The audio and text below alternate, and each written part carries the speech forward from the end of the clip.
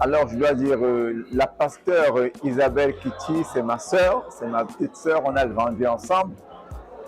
Ça fait près de 30, 40 ans à peu près qu'on s'est séparés.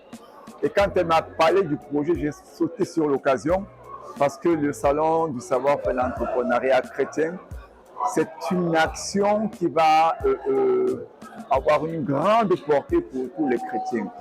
On rencontre souvent des chrétiens qui ne savent pas associer l'entrepreneuriat et la foi chrétienne. Et je pense que tout au long de cet événement, j'ai été satisfait parce que j'ai pu, n'est-ce pas, associer l'entrepreneuriat avec la foi chrétienne. Et je pense que ça pourra aider, n'est-ce pas, beaucoup de chrétiens camerounais. L'orateur qui m'a le plus marqué, c'est bien évidemment mon amie, parce qu'elle elle a complètement changé, elle s'est complètement métamorphosée, et je dois dire elle est devenue superbe.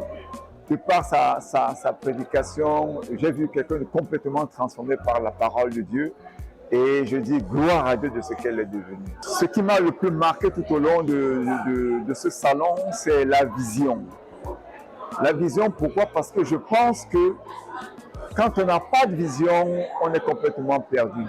Mais quand on a une vision et que cette vision, on s'est rassuré qu'elle vient effectivement de l'Éternel, comme la plupart des orateurs nous l'ont fait savoir, je crois qu'on peut se laisser guider et, comme on dit, tous ceux qui aiment bien finissent, par amour pour le Seigneur, on finit toujours par réussir. Parce que quand on se laisse guider par le Seigneur, eh bien, on ne peut avoir que la réussite.